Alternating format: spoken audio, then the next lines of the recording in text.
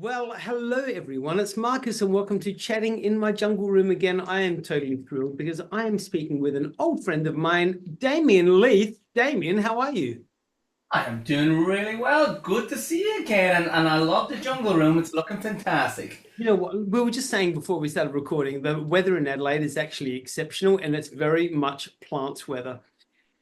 It's good for the plants and it's good for my hair. Volume, volume. It's good for the hair, and you know what? It's good for the mind as well. It's good to have plants around you. I tell you, it makes you feel good. Agree. Absolutely. Now, there's stacks that we need to talk about today because, I mean, look, the last time we caught up, we did an interview for the Roy Orbison show, and then obviously that was the last time I actually saw you perform as well, which was probably about a year ago, almost now, yeah, just Yeah, over, yeah, something yeah. like that. So, but then you've been back to Adelaide, you've done the Two of Us show, but now you are back and you are doing Ireland Orchestrated. So I cannot even wait to find out all about this. What can we expect from the show, Ireland Orchestrated? Well, you know what? The Roy Orbison Orchestrated was a great show, because I love Roy Orbison and hearing all those songs with the orchestra, it felt amazing. But I have to say, for me personally, I kept thinking to myself, you know what we really need here is a couple of Irish songs. No, so I went back to my mate Emma, who composed the Roy Orbison Orchestrated show, and I said, "Hey, listen, let's do an equivalent, an Irish equivalent. We're going to get the biggest Irish songs, big classics, old ones and new ones. It's not, we kind of get a good cross section." And I said, let's do it with an orchestra. Let's give it that same sort of cinematic vibe, and that's what we did. So I've probably spent the last 7, 8 months working on that. I think it sounds amazing. We've trialed it. It's happened in Canberra already, and it went fantastic. So I'm pleased to say it works. It's a good show. It's a great show. Is it more so the traditional Irish music that you're? It's Yeah, look, it definitely is going back to more that golden era of Irish music. So we kind of go all the way from things like I'll Take You Home Again, Kathleen, Galway Bay, which are some of the really older ones, right through to Danny Boy, You Raise Me Up, Fields of Athenry, The Blower's Daughter, Fairy Tale New York, Black Velvet Band, The Wild Rover. So they're all in there. And then we kind of intermingle it with some rousing kind of jigs and reels as well. So when a song kind of comes to an end, you're not over yet. We're going to hit you with something big and rousing. So it's a fun show. It's one of those shows where you're kind of tapping your feet or you're crying. It's one or the other. What does the traditional Irish music mean to you? How's it influenced your life? In a big, huge way, actually. I lived overseas. I lived in Africa for 13 years. And I lived in Africa at a time when we didn't have record players or anything like that. But what we did have was my dad with his guitar, my mother as a singer, and a couple of cassettes. And those cassettes had Irish music. So what I grew up on was Irish music. What kind of brought us together through all those times, when we were in Botswana or in Libya, the thing that always reminded us of home was Irish music. So yeah, and that's kind of why I play that older style, because that's what I knew, that's what I grew up with. So when you're putting together the set list for this music that means so much to you, Damien, give me three songs that absolutely had to make the cut. Oh, well, you know what? Look, Danny Boy had to make the cut.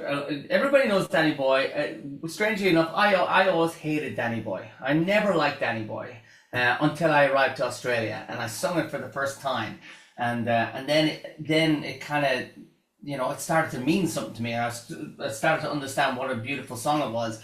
And I've recorded it 3 times since. So from a song that I hated to a song that's probably my favorite all-time song, it's pretty amazing. Rocky Road to Dublin, I put that in there. That is a big rocking number. It's up tempo. It's got the Irish drums, got all that kind of stuff. It's very fast. It's something you can really tap your feet to.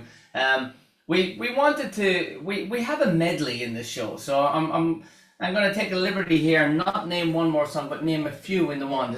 There's a medley, and the medley goes from Fields of Athenry into Tell Me Ma, into The Blower's Daughter, Galway Girl, and then a little bit of what's the other one? Fairy Tale New York. So things like that. they all had to be in the show as well. Ireland has been a mecca. Probably, let's be honest, let's call it more than probably any other place in the world. Ireland has been a mecca for really producing top-notch artistry, musicianship, all of that. Who is someone that's come out of Ireland that you've really totally been impressed by, that is doing contemporary stuff now? Oh, gee, look, there's so many. I mean, I was a massive Damien Rice fan, but that's going back a bit. I was a huge fan of him. I mean, the script came out of Ireland, the Cranberries came out of Ireland, U2, the Corrs, for a little tiny nation, little tiny country, it has had a massive influence around the world with its music. Bob Geldof, like Live Aid, Do They Know It's Christmas, came out of Ireland. So I'm not sure why. I think Ireland, because it was kind of an isolated little island there, the weather's terrible, it's a country that revolves around tradition and telling stories through music. I think that's why there's so many musicians come out of Ireland. But I'm still a sucker for the likes of U2. I really am. Van Morrison. I love Van Morrison. Again, going back many years, but what a writer, an incredible writer. So yeah, you name it. What's that? The list is endless. It's endless. Yeah, there's, and then there's this guy, Damien Leith, came out of Ireland as well. And he's incredible, that guy. And look at him now. It's funny. I was actually just talking to another Irish performer who actually still lives in Ireland, but a guy called Derry Farrell. I'm not sure. Oh, yeah. I know. Yeah. He just did a tour around Australia and hit Adelaide last weekend. And another incredible Irish guy that loves that traditional music. He's brilliant, by the way. I have to say, he is something very special about that guy. He's just got the way of tuning in on that real old Irish style, but bringing it into a very modern world. Because he's, beautiful voice. I'm a fan. I'm a big fan. Now, speaking of recording Danny Boy just a couple of sentences ago, I mean, this kind of show sounds like a show that could actually be recorded because, I don't know how many times, we've had that beautiful traditional Irish music done to an orchestra. That could be next on your hit list of things to do, my friend. It could be, and you know what? We are recording the shows as we're going along. So we recorded the full Canberra show, and it sounded really, really great. So we've got versions of it now. So as we go on, we'll see what happens by the end of it. But like I say, it's working. People are really enjoying it. I think the weird thing about this show is there are a lot of people that, like in Canberra, a lot of people came to it who are not into Irish music, and they've kind of gone out, leaving, and I've chatted to them afterwards, and they said, "Oh, gee, you know what? I really didn't know what to expect. I thought it was going to be all diddly-eye and all this," and they absolutely loved it. So that was great feedback, because I keep telling everyone you're there more for, it's not even just the Irish. You're there for these orchestral arrangements are pretty special. They really are. So it's a bit of a journey more than anything else. Now, the official tour has already kicked off. It started on the 5th of April, which was just yesterday, actually, in Canberra. And then, excitedly, next on the list is 17th of May here in Adelaide. And I'm just going to say, you know what? That is going to be a hell of a Mother's Day gift for somebody. So get out and buy your tickets for that. And then you move on to Sydney, 31st of May. Then you've got the 14th of June in Launceston. Then the 19th of September in Perth. Then November in Melbourne. And then it's essentially Christmas. And hopefully you get a break, because you have been a busy guy. Well, yeah, you know what? I intermingled between all that. I'm touring with my son Jagger as well, and I'm also doing shows with my mate Darren Coggin. So we've got a lot of things happening this year. And actually, I brought out a book this year, which is something I'm pretty proud of as well. I'm going to say the name of this and I'm going to need to read it because it's quite a long one, and I don't want to mess it up. It's called The Extraordinary Misadventures of Lake and Birdy, and in brackets, and their remarkable fortitude. What is that about? Tell us about the novel. Here it is. Look at there that. It is. I love the artistry behind that, by the way. The artwork is great. Yeah, Walker. So it's published through Walker Brothers, and they put together the artwork, and I was blown away when I got it. But it's a story about two sisters. Lake and Birdy, who are orphans who sadly get adopted by the mean and cruel Miss McGregor. She's a horrible woman, and she really just wants two slaves. That's what she's looking for, and they fight against her, and it follows the journey from that point onwards, because Miss McGregor ends up separating them, and then they've got to find each other and go through all sorts of ups and downs. But it's kind of a darker story. It's more geared towards 9 to 13-year-olds who like Roald Dahl, who like Lemony Snicket, that kind of style. So very proud of it. Very, very proud. This sounds like something that could essentially turn into some kind of movie, right? Fingers crossed. Wouldn't that be nice? That's that's marketing department. I've got all the ideas for you. I've got it all planned out. That's it. I love it. Let's put it out there. Put it out into the ether, and you never know what might happen. Hey, so when you're writing a novel like this one, and yes, I get it that it's dark and more directed towards children, but when you're putting on your head to write a novel, is it a different head that you use when you're writing your song lyrics? It is, yeah. I think the whole thing, when you're writing a story, you've got to actually write a lot. That's really what it is. Like a song, you compress your idea all down into a couple of verses and the chorus, whatever.